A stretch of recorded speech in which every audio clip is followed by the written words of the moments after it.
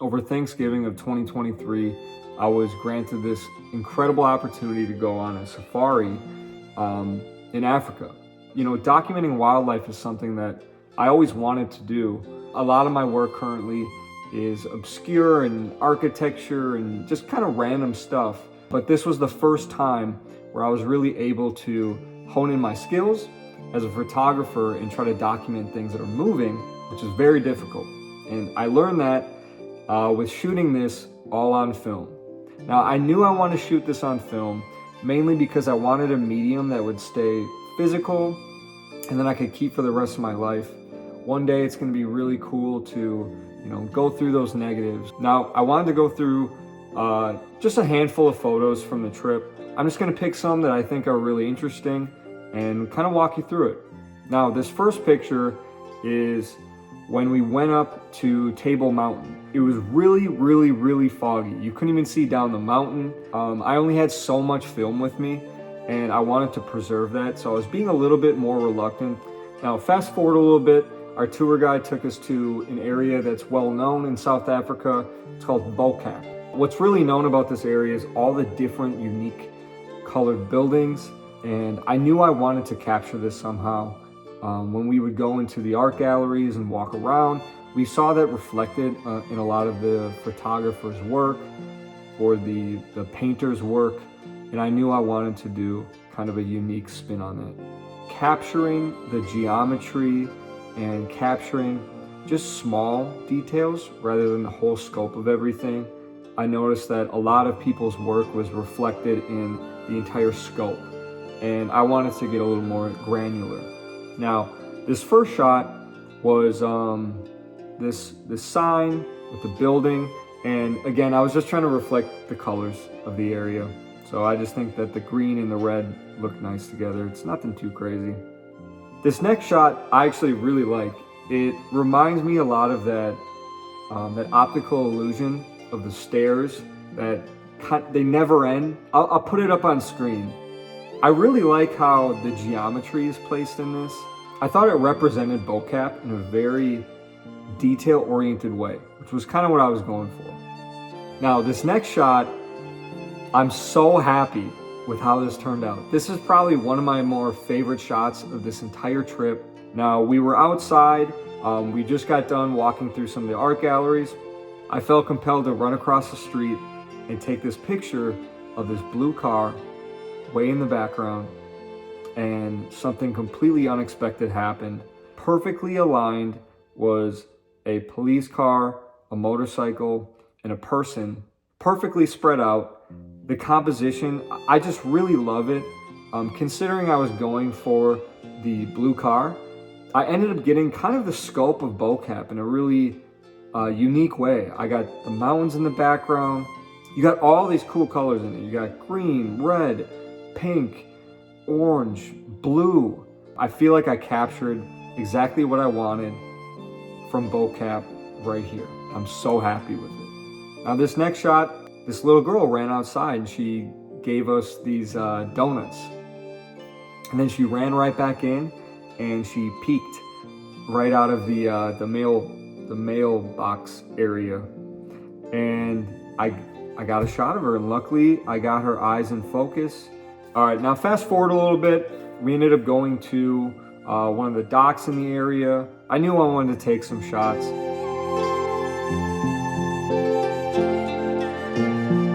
There were seals out in the water, and some were out of the water, just hanging out on the dock.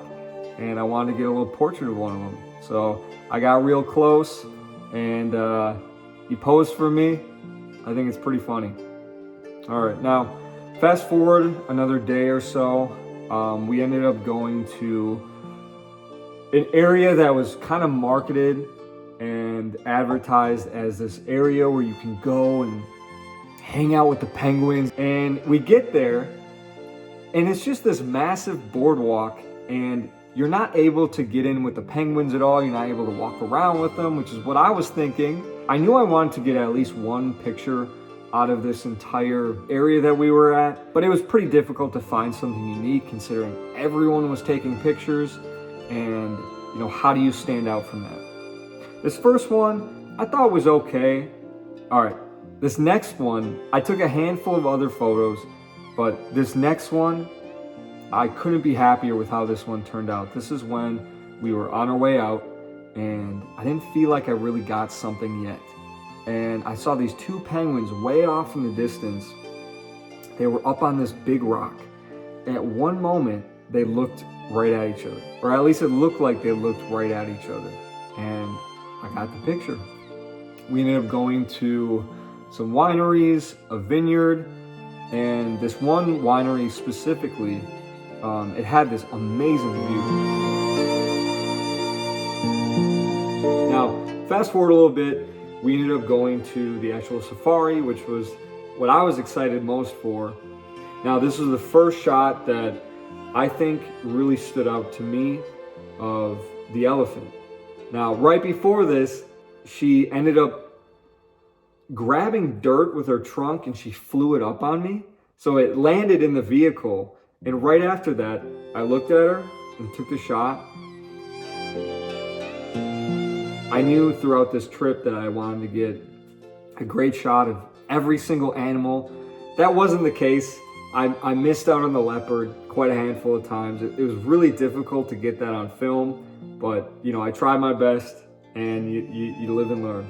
The black and white that I got of the two elephants kind of separated from each other, but both kind of centered in the frame. I thought that turned out really good. And then, you know, kind of the same version of the other shot, just tilted up vertically. This one I think turned out a little more unique. You got kind of the motion from the elephants moving. Not too much motion, but just enough that it kind of has this antique look to it. That little bit of light leak that's going through it. This is when things started to get pretty crazy. We ended up driving through this just sea of water buffaloes.